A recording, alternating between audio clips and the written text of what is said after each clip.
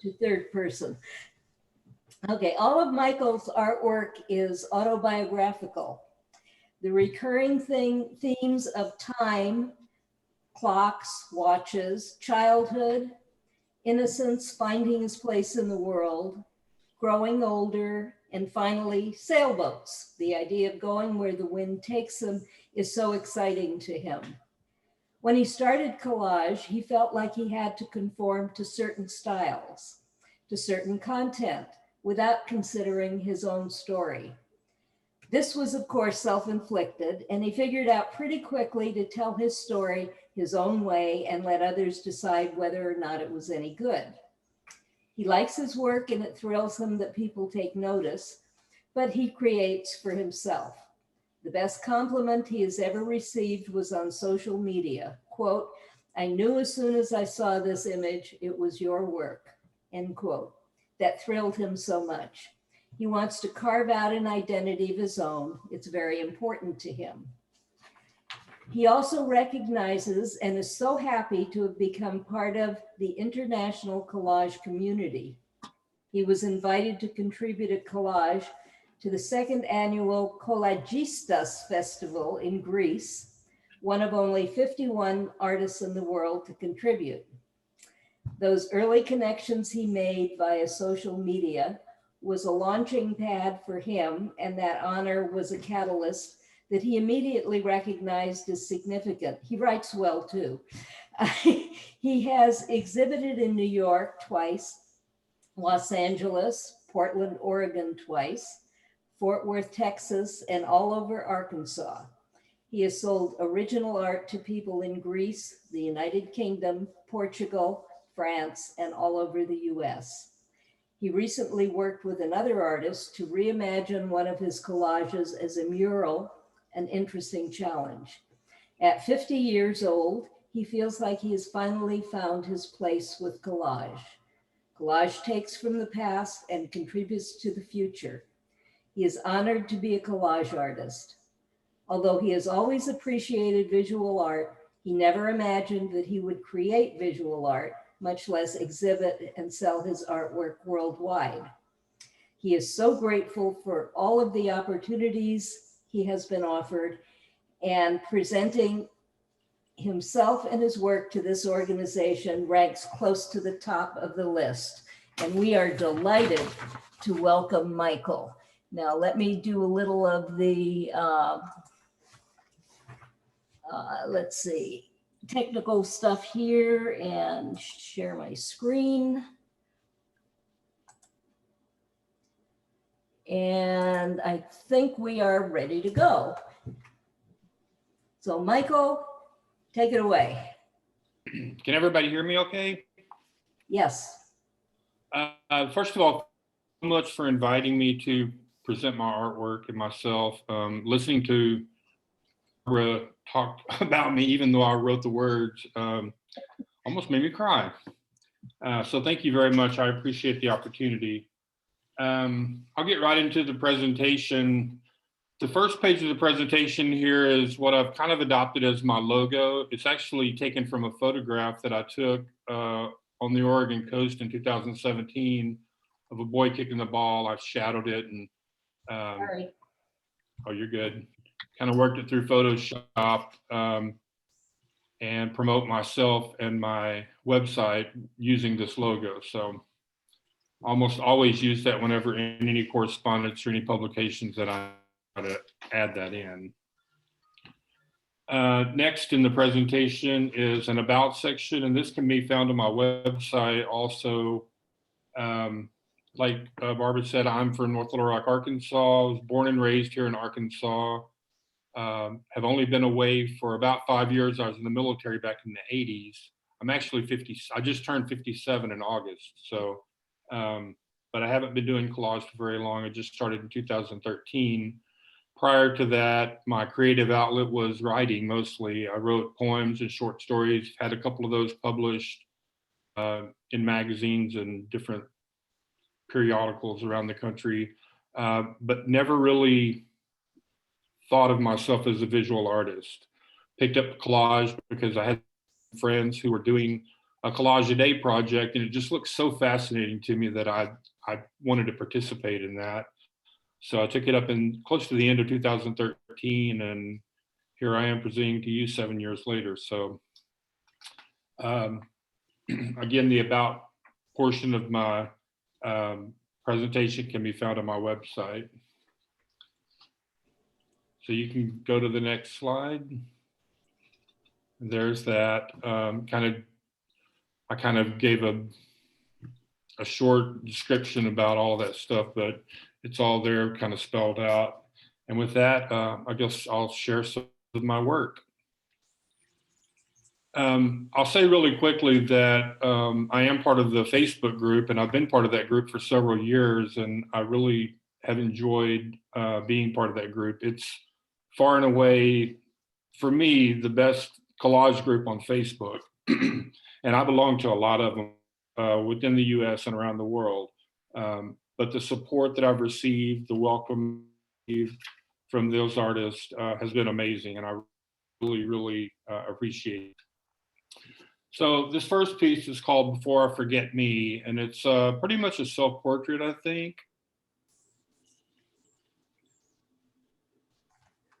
Whoops. I think you're frozen. Michael, can you hear me?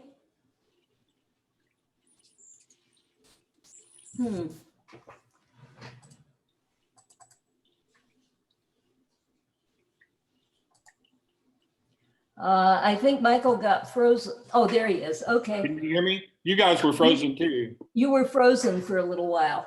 Okay, sorry about that. Okay, we ready? We're ready. Okay, this first piece, like I said, is a kind of a self-portrait of myself in the way that I think about art mostly. The string coming out of his face is sort of my thoughts and the way they unravel slowly. So this piece is, it's one of my favorite pieces that I've done. That's why I chose it to begin the presentation. I keep this piece here at the house with me, and it's in my studio framed. Kind of inspires me to create. The number 4, a lot of people ask me about. Sometimes I'll add numbers. With this one, I'm a notorious insomniac, so I wake up at 3 or 4 in the morning sometimes, and will have an image or something in my head, and just instead of journaling, I collage. So I'll wake up sometimes, and I've been working on this piece for a few days, and so that's where the 4 comes from. The next slide. Oops. Nope. Yeah. There you go. Yeah. This first piece, and I did an exhibit last year. It was actually in 2019, and it was called The Whisper Kingdom. And I had seen a documentary about Basquiat and his paintings, and was taken by his use. He drew crowns in a lot of his paintings, and I found a kind of an explanation of that online, and it said crowns act as a perfect complement to his fascination with the human head and skull. The two themes, crowns and heads, proclaim a deep struggle between dichotomies: perceived self-worth and marginalization, divinity and destitution, and the interplay between the material world and the intellect. And I just thought that was so interesting. The parallels of what it must mean to wear a crown for people who are of royal descent, and what a blessing and a burden that must be. And it was just something that I played with and built an entire exhibit around. Continue to add crowns to some of my pieces, some I don't, some I do, but that's kind of where that comes from. The second piece was my very first experiment with transferring. I discovered transferring images by accident, by trying to remove an image that I had put down, and quickly realized that the side had come off using the medium. So I started playing around with transferring images from old magazines and from Xerox copies onto my backgrounds. So that was my first attempt at that. It worked pretty well. I've gotten a little bit better at it over time. The next page. Oh, sorry. Oh, you're good. This piece I made right after I returned from my very first trip to Portland, Oregon in 2017. And a collector in Seattle actually owns this, and I'm so happy. Well, I didn't want to sell it, and she kind of pressured me, but I'm glad that it's in Seattle and in the Northwest. It's one of my favorite places in the whole world to visit. I love the rain. I love the colors that the rain creates, and kind of blurred, and they kind of run together. But there's also some clarity in that too. So for me, this piece it's a really wonderful piece, and I look at it all the time. Sometimes wish I still had it in my house, but a really good friend of mine in Seattle owns it, so I'm really thankful for that. The title is "I'd Rather Be in Portland," which the first time I returned from Portland, I was sure at some point I would live there, and who knows, I may end up out there at some point. The next slide. A couple of pieces here. The first piece, it's kind of a play on the old question of which came first, the chicken or the egg, and the expectation, the expecting that kind of comes from something new. I wish I knew the answer to that question, which came first, but how could we know? The second piece kind of the first piece because it's a piece about kind of chasing horizons. Can you hear me? Yeah. Okay. I keep getting a thing on the screen saying my internet is unstable. I'm not sure what's going on there.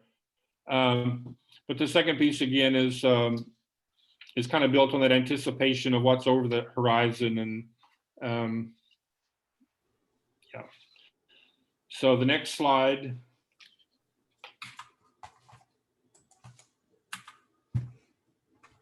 This is a couple of larger pieces that I did. I work mostly on 11 by 46 media paper. It's a Strathmore pad that I buy, and I'll build my collages. I build the backgrounds first, and I'll talk a little bit about those in a few minutes. But this piece, Recovering the Satellite, larger piece. It's an 18 by 24 inch piece. And I wrote in my note that this piece is an exercise in futility. How in the world do you hold on to your life while you grow older and become less and less capable of gathering balloons and keep them where you want them? And there's kind of a that, like I said, I'm 57, so I realize that I've probably passed the halfway point in my life. I'm getting older. My body isn't what it used to be, even though my mind still feels like I can do things. Some of the things I can't more. And this piece is really about that. It's kind of hard to explain any better than that, but just what I thought about gathering balloons and trying to recover your youth is sometimes, like I said, an exercise in futility and quite impossible. The second piece here is about the flow of creativity. And in this case, kind of hitting a dead end. I played with this piece for 3 or 4 days and became so frustrated one night that I actually threw it in the trash. And I woke up at 3 a.m. and I typically do that a lot. And I came into my studio and I saw it in the trash and added the bindings from an old book to his face, and then it was finished. So what became what was a piece of trash and something that normally I would tear up and throw away, for some reason I didn't tear this piece up, and I sold it. I'm not sure who owns it, but I sold it earlier this year, and it ended up being a really, really special piece. I love to look at this piece. It gives me a lot of hope in some ways. The next piece is called The Writing on the Wall. This piece was born out of, I was invited to participate in a mural project here in North Little Rock, Arkansas, I worked for a public library. The public library is in the arts district. So there are a lot of art galleries, a lot of old buildings, and I was invited to contribute a mural. I work very small, so I started trying to play around with scale. So I actually built what was a mural on the background and just tried to figure out in my head how my work would transfer from a small 11 by 14 piece of paper to a 20-foot high mural. I submitted several pieces, finally did have one of them accepted by one of the building owners, and I'll share what became that mural later in this presentation. So the next one. These pieces are, again, I think in the introduction, I think I wrote sailboats. I could have written any boat, really. I'm not a water person, but I'm fascinated by boats, particularly boats that have they just kind of go where they go. It's kind of hard for me to explain, but grew up on boats. My great grandfather was actually a riverboat captain, so he on the Arkansas River when I was a kid. He always had boats, and we had a lake close to our house and spent a lot of time in boats, but hadn't thought a lot about them until I started doing collage, and it just started. I noticing it became a recurring theme in a lot of my pieces. The second piece here, there was a Life magazine, I believe from the 30s or the 40s, that had a large article in it about a watercolor that had taken place, and I don't remember where, but I loved the colors of the watercolors. And my sister, who passed away in 2001, she was a watercolor painter. She loved watercolors, so I added the image of the little girl jumping rope and dedicated that piece to the memory of my sister, Heidi. So the next two, the theory of shadows and the tranquil roar of the sea. Again, there's a boat, there's a sea, there's a horizon back there. I started playing around with shadows to try to lift the images off the back of the page to make them a little more three-dimensional. Some of them, most of them I cut out. If I don't cut some, if I add an image and I haven't put the shadow behind it and I decide to add it, I'll use the pencil, sometimes charcoal. I also have incorporated some charcoal and pastels to and lines, some of these pieces. The reflection of the sun or the moon, whatever that is, and the second one is a transfer. Again, I flipped the other half of moon over and glued it down and then peeled it off. Am I with you guys? I keep getting that unstable. Next piece.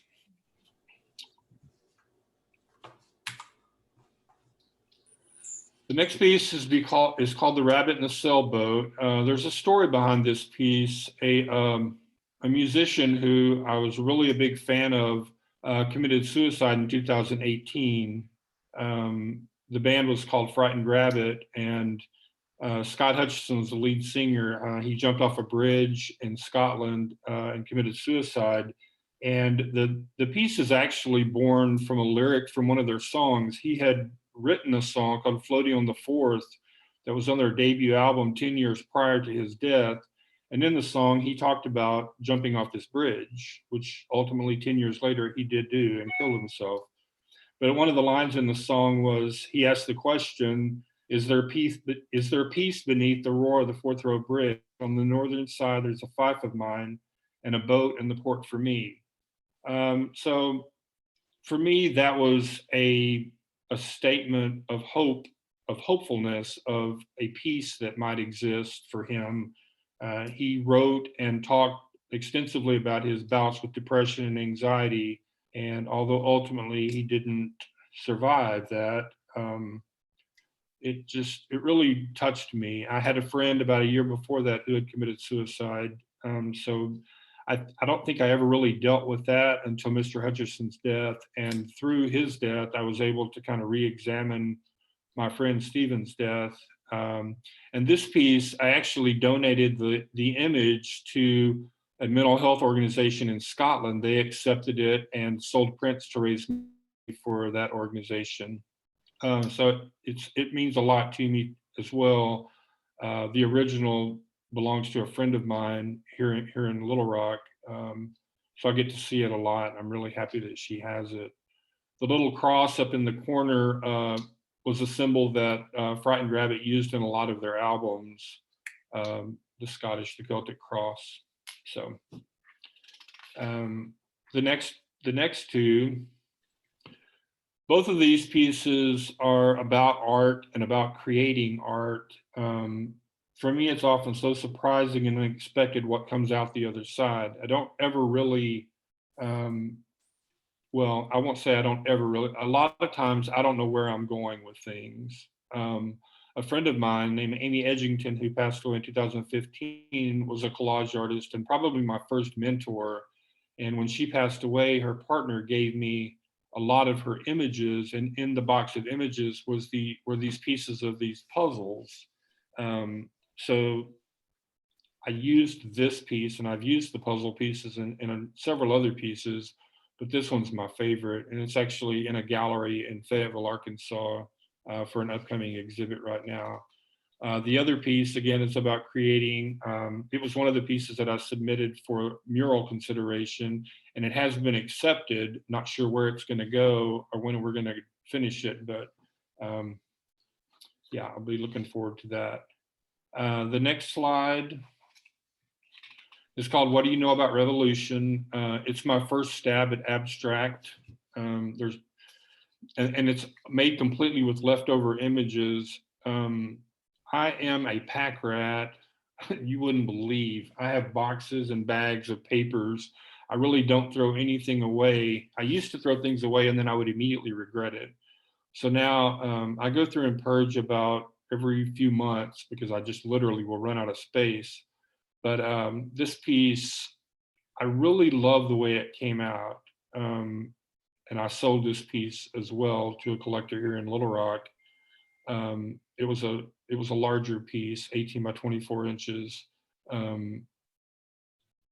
But it makes me happy to look at it because I like the idea that collage is renewing and recycling things that might have otherwise been discarded. Certainly these pieces, probably at one time I had earmarked for the trash can, and they ended up in a collage. So I'm really proud of this piece, and I hope to do more abstract pieces in the future. The next two, this moment, the first one is a piece I did several years ago. It was in Portland, Oregon, at an exhibit called The Generous Kingdom at Verum Ultimum. Jennifer Cutts owns that gallery, and I've been fortunate enough to meet her and visit the gallery a couple of times. But she's accepted a few of my pieces into various shows that she this piece is actually owned by someone in Portland now. It's one of my favorite pieces. The other piece, Tethered to Sleep, was originally called something else. I don't remember the original name of it, but through social media, an artist in the UK contacted me about using this piece for his EP, which came out last month, I believe in October. So I, of course, said yes. I was going to give him he insisted on paying me a little bit for it, for the rights to use it. And I still own the original, but the album came out, the EP came out, and I'm really proud for this to kind of be out in the world. It's given me another avenue to market myself and my work, and I really like this piece a lot as well. The next one is an older piece as well. A collector in Memphis owns this piece. The Exhaustion of Hiding in Plain Sight is a very autobiographical piece for me. growing up in the South as a gay man, I often felt like I was, well, I had to act certain ways that weren't really true to who I was.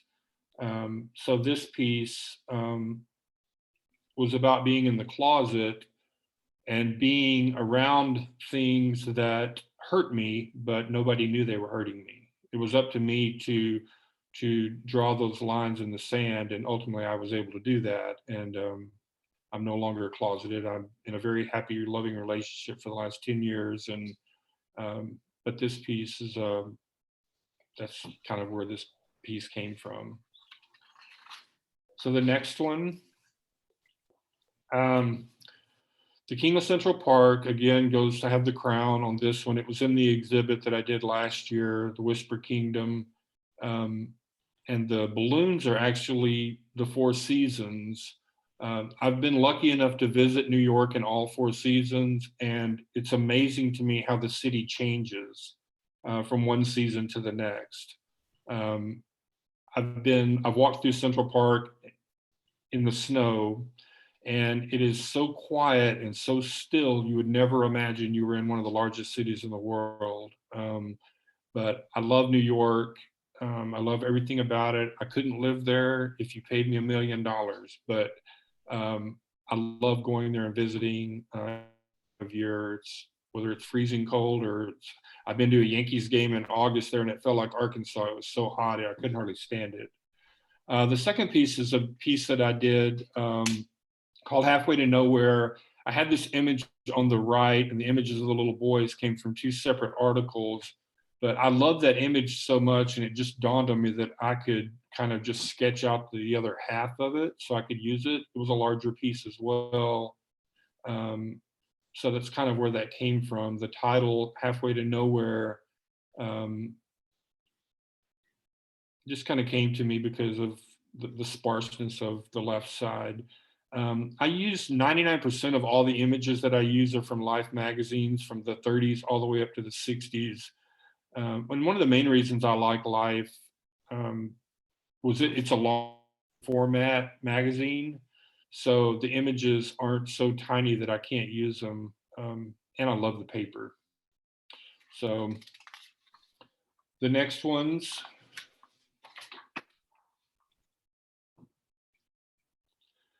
The Dandelion prints. Actually, Wendy owns a print of this piece. It's really, I love this piece, and it became such a simple, minimal piece, but it was really popular on Facebook and Instagram. I didn't know it at the time, but the little boy, the image I used was a character from To Kill a Mockingbird. Somebody pointed it out to me, and I didn't even remember where I cut that little boy out from. He was Scout's friend at the beginning of the movie, I believe. The second piece, I have a collector, or not a collector, but a supplier of old Life magazines. He lives in Montana, and after buying several from him, he asked me what I did with all of them, so I told him, and he told me he said, I have a lot of Life magazines that are too damaged for me to put in my store. Would you be interested in buying them for like $1 a piece? And I said, yeah, absolutely. So he sent me all these just wonderfully old water-stained magazines that I was able to use, and I cut out every page that had a stain. Still have 2 boxes of those, but I built the background of this. To be honest, this piece I had seen a story online about Joe Biden and when he lost his family, when he lost his wife and his child. And it just got me thinking about how horrible that must be to have 2 young children and to lose a parent. So that's where this piece came from. The next 2, again, are my attempts at transfers. These were some early successes, I guess, maybe failures, I don't know. I love that they kind of fell apart when I would apply a damp cloth after I'd let them dry and then peel them away, not really knowing what I was going to find underneath. These also were kind of my trying to figure out how things looked to scale, like they're on a wall and these children playing. I use a lot of black and white images. Almost all my images are black and white. I love to incorporate color, and for some reason, red always seems to kind of be part of my collage when I'm finished, particularly on all black and white. I'll add other colors sometimes too, but for some reason, red kind of becomes part of that. The next ones, and I'm seeing questions pop up. I guess we're going to get to those at the end. These two, the first one, BU, was a simple cereal. The living actually boxes of cereal in the original advertisement from a Life magazine in the 40s. He had a book under his arm. I cut that away, and actually I had a catalog published of some of my works from an exhibit in 2015, and I put the catalog under his arm there. So if you zoomed way in, you could see the front of my catalog. The BU is just a message to be yourself. At the end of the day, I love collage. I love collage artists. I love collage styles, but at the end of the day, I can only do what comes out of my heart and my mind, and I'm able to get done. So that's something that it took me a little while to figure that out, but eventually I did. The second piece is called The Gift. And again, it was from a cereal, I believe a Norman Rockwell advertisement from the 1940s. I added a crown on this one.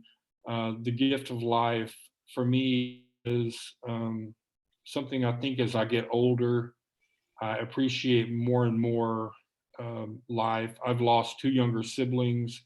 One, my brother passed away in 1991, my sister in 2001, two completely different scenarios. My brother died in an explosion. It was very sudden. My sister had cancer and was ill for several years, finally succumbed to that. But I think I just appreciate life so much and being alive and being part of a community. So this second piece, and I believe it's on the next slide. The second piece, or the Gift of Life, was actually the piece that was accepted as a mural. If you want to go to the second one, the next slide is the finished mural. So this mural is about 20 feet tall. It's on the back of a Methodist church that meets in downtown North Little Rock. It took about a week for me to finish it. I had a painter, local painter named Robin Tucker, who helped me with a lot of the detail work. I'm not a painter, I don't paint, but he did a great job of kind of capturing the feel of the piece. It's much brighter than the original, but it was so fun to work on, and I did it every day on my way to work, like work in the neighborhood, and I see it. I've had so many wonderful comments and compliments on it, and I'm really proud of it. With that, that's the last of my pieces. I could have made this. I have so many pieces. I just included a list of the exhibits that I've started. Started my first exhibit was a house show in 2013. Some friends of mine, and I've exhibited all over the world since then, mostly here in Little Rock, but like in the introduction, when I was accepted in 2015 to the Collagistas Festival in Greece, it just opened my eyes to the possibilities of my artwork, being able to exhibit my artwork with other people, and it's been a joy, one of the greatest accomplishments of my life to be able to do this. The last page of my presentation is the last page is some print, things I've had in print. I'll say really quick, Satellite Magazine, a man named William Montalvo, it's published there in Los Angeles, But he contacted me on Facebook and asked me about featuring me. I hadn't been doing collage for very long, and I thought he was going to try to ask me for money at some point. He didn't, and he published several of my pieces. I think my style has changed a lot since then. I still have the piece he sent me, or the magazine that he sent me. But that was another catalyst, that when I was invited to do that. I also was in the National Collage Society 29th annual exhibit. That was in 2013. I saw that one of the members had been accepted into the 2020. It's an amazing opportunity to get your stuff out there. I've had, farther down the list, I've had one of my collages selected for the cover of a book of poetry that was published in 2018 and released in Portland, and I got to go out to Oregon for that release. That was wonderful. And then the last thing listed here is Vulin, who, like I said before, used my piece Tethered to Sleep for his album cover in 2020. So with that, that is my presentation, I believe. Yep. Okay, can I start asking you some questions? Absolutely can. Okay, first one, Penny Fien, I guess. Can you describe what materials you used? You have described somewhat, but anything new to add? Well, I actually have my tools of the here. So here's my X-Acto knife. My most important. I go through so many blades, I have to buy them in bulk now. I don't know if you can see this, but this is the mixed media paper that I use. It's a Strathmore. It's a heavier, I like the toned blue, but it comes in gray or beige or different colors, but it's what I use for my substrate. I build everything off of that. My background, I have boxes of these. I'll build these backgrounds on the mixed media paper using scraps from the old Life magazines. I don't know if you can see that or not, but that's that. Uhu glue sticks, the best glue sticks in the world. I love these things. I won't use anything else. Of course, the mediums, the acrylic mediums that I use to seal my pieces, both matte and the gloss. And like I said, I incorporate different mediums from pastel to charcoal to pencil. But that's, oh, wait, forgot an important one, my ruler. So those are my tools of the trade. What kind of glue sticks were those again? They're called UHU. HU. Yep, I am in purple, or I like the clear, but the purple one's dry clear, but I don't like, I'm very impatient, so I don't like the purple. I don't like to wait for it to dry. So yeah. Are they movable? You can, or do you, once it's stuck, it's stuck? They're pretty movable. The one thing I like about using on the backgrounds that I build is they tend to stick really quick to the paper, to the mixed media paper. But on these backgrounds, I apply medium to these and go ahead and seal it before I start building a collage on top of it. And you can kind of switch around a little bit. So I like that. It doesn't set up so fast that you can't lift it back up if you need to, or kind of move it around. Okay, next question. Hey, Michael, it's Wendy. I've always wondered how you create your backgrounds. Also, your prints are happy as heck in my home. Like I said, I several years ago, well, in 2017, the first time I visited Oregon, I actually drove down the coast to San Francisco, and I saw a large painting. I'd started collecting these squares on the outside of the images that I cut out. I'd started collecting them in a box, not knowing what I was going to do with them. But I saw a painting at the Museum of Modern Art in San Francisco, and it was huge. It must have been 20 foot high by 30 foot wide. But it was just a very minimal painting of squares, and they looked like they overlapped. So to me, they looked like paper. I believe it was some sort of oil paint. But I knew immediately what I wanted to do with my squares when I got back home. So I started building these. Even if I cover it completely up, almost all collages are built on these kind of unique backgrounds. And it's kind of what I became known for. When I mentioned earlier that someone said, as soon as I saw this piece, I knew it was yours, it was because of the background. So I kind of build everything off of these backgrounds. This is one I did actually just before we came on air this morning. So I thought I need one so somebody will ask about these. So that's kind of where those come from and how I built those. And thank you so much, Wendy. You're great. Okay, next, what are the sizes of these pieces? I think you actually answered that. And do you use acrylics also? I use acrylic on the medium. I use the golden acrylic mediums. Other than that, I don't really use acrylics on the pieces. The sizes, I work on mixed media paper. The smallest is 9 by 6 inches. Primarily, I use the 11 by 14, which is what this is. And then some of the larger pieces are 18 by 24 inches. So they're pretty large pieces for collage, I think. Some of the largest I've seen. Yeah. Are you self-taught?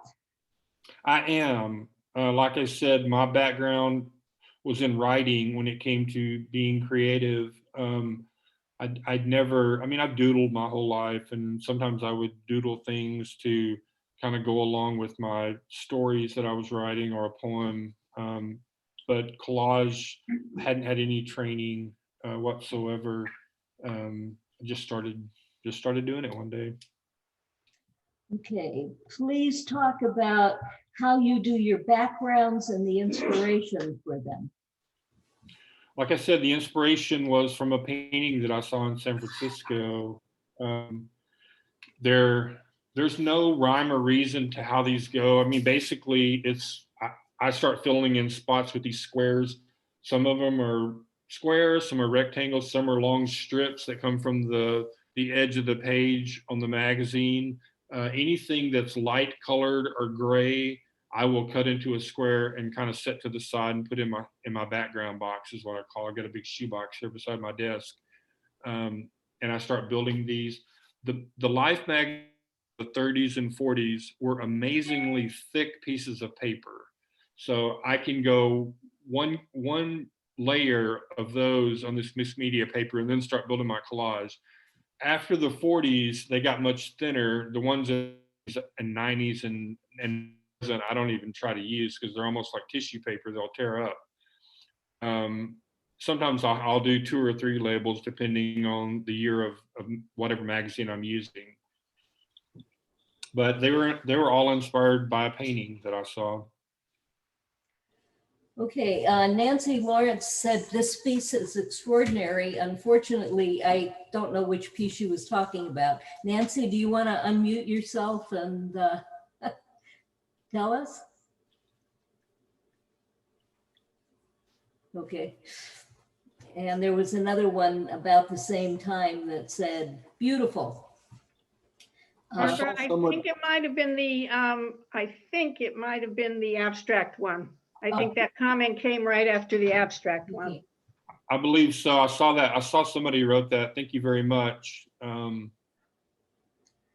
Yeah. Hey, Suzanne says your work is so inspiring. So happy you joined us. Makes us proud. Yes, indeed, Suzanne. Thank you so much. From Lavina, Michael, I am so impressed by your work and your generosity in sharing information about yourself. I admire your honesty and humility as well.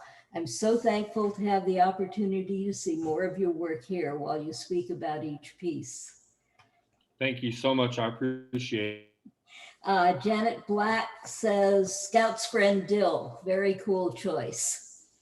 That's right. Yeah, that's good. In. And from Brooklyn Mel, I've loved each one you've shown. Thank you for your kind words about our organization. Janet Black, love the minimalist use of the magazine images, focuses on the thought. Brooklyn Mel again, what is your transfer method? Right. Oh, I use usually the gloss medium. For some reason, it works better. I'll cover the image with the medium, I'll put it face down onto the background that I've built, and then I'll let it dry. Usually,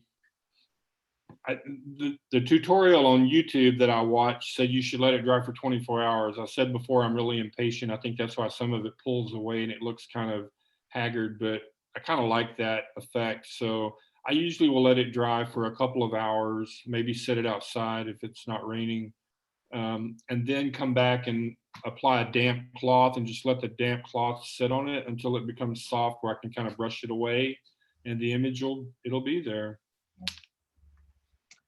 Okay, Janet Black asks, will the recording of this be on the CAA Facebook page or website? We'd love to share this. Yes, the recording will be on the website, and I believe Wendy also puts it on Facebook. Is that correct, Wendy? Are you there? Okay.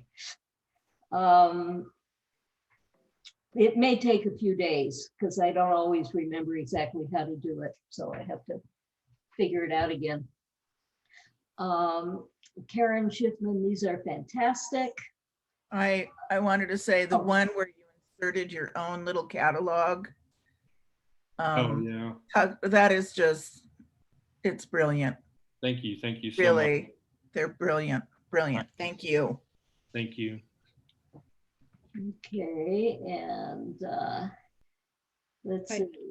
I see a question here from somebody, Barbara, that was asking, it was from Brooklyn Mel. How do you add your shadows? Okay, I missed that one. Yeah, okay. Michael? Some of the shadows, or if I think ahead and I know I want to add a shadow, I'll usually, I'll find a dark background and I'll cut out the image or invert the image and cut it out depending on the placement of the shadow. Other times, if I've already added the image and I've already glued it down and I want to add a shadow, then I'll use pencil or charcoal.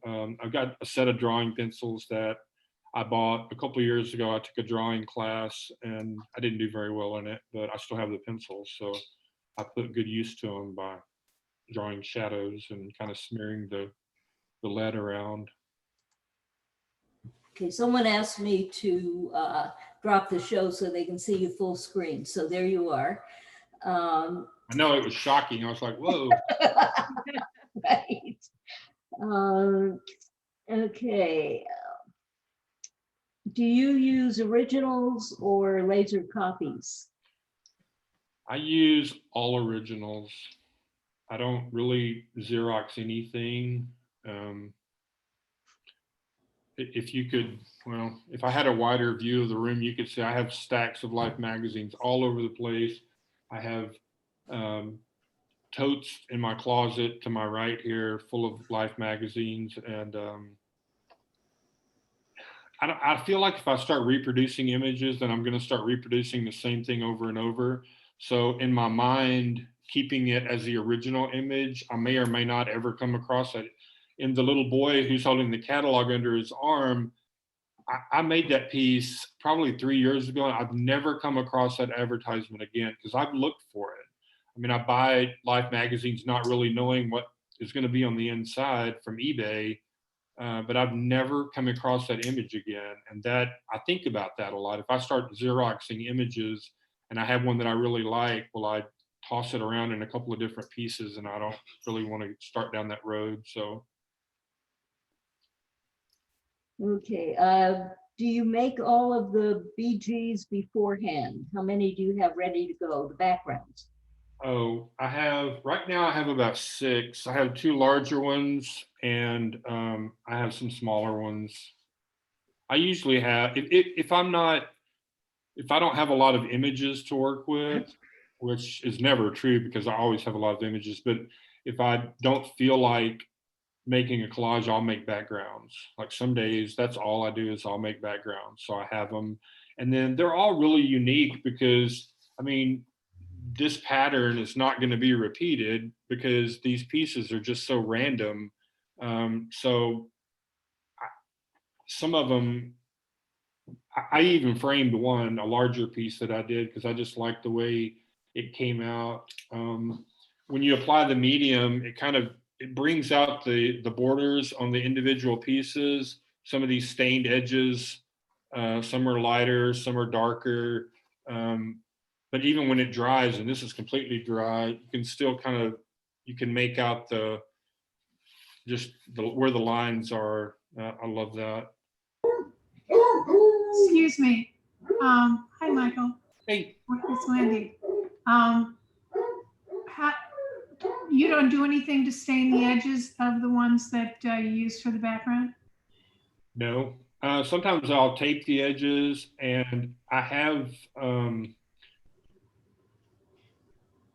not really. I mean, sometimes I'll tape the edges. When I pull the tape off, it'll kind of create a little stain or something, but for the most part, I don't. Thanks. Do you spray your art when you're done? If I'm using pencil or pastel or something, I'll use a spray medium because I don't want to, otherwise I use a brush if it's all paper. I've got a soft brush that I use to apply the medium, but if I'm using pencil or something and I don't want to spread it around with the brush, I'll use a spray, usually a matte acrylic spray, just to and then go ahead and seal it normally like I would. Okay, and I guess the last question I see here is, you have a concept before you start? Sometimes I do. Sometimes, but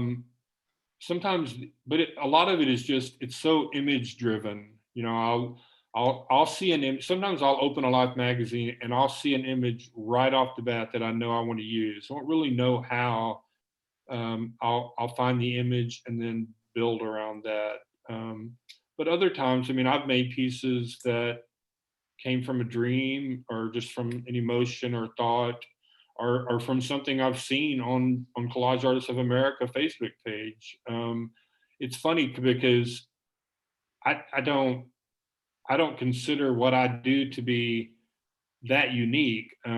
Most of the ideas that I have, I've seen somewhere else.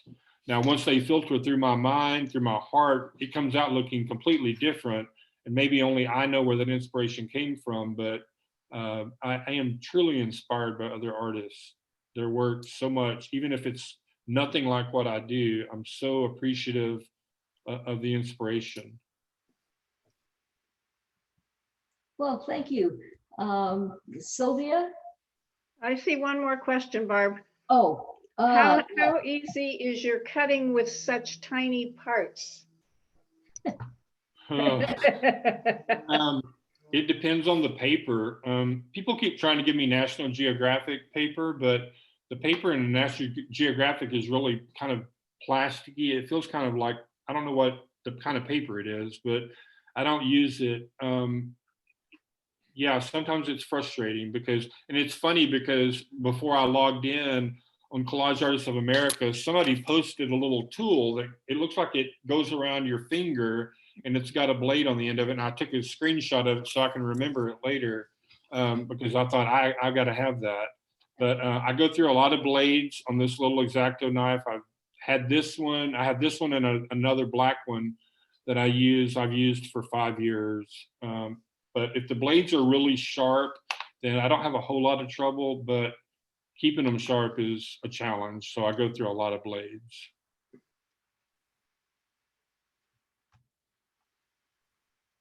Hey, Okay.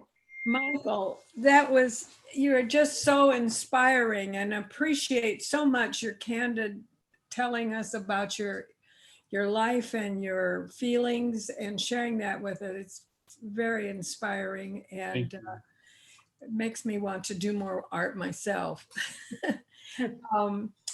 I wanted to just thank everybody. I think that this presentation just inspire is the best word I can think of, has inspired all of us and given us a lot of hope and desire to keep creating things.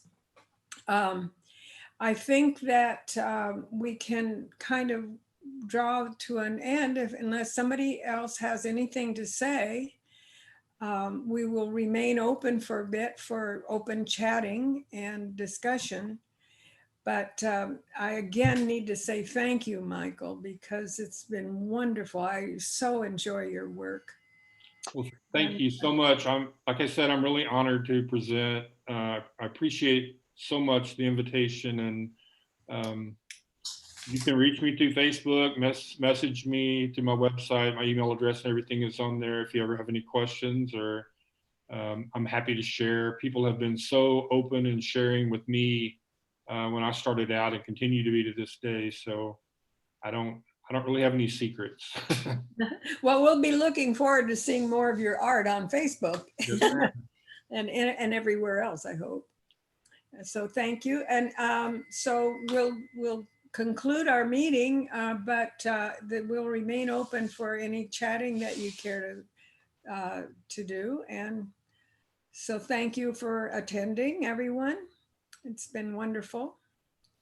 And Michael, we won't forget you. Thank you. I won't forget you either. Okay, I'm gonna stop recording now, so speak at will. I can figure out how, yeah.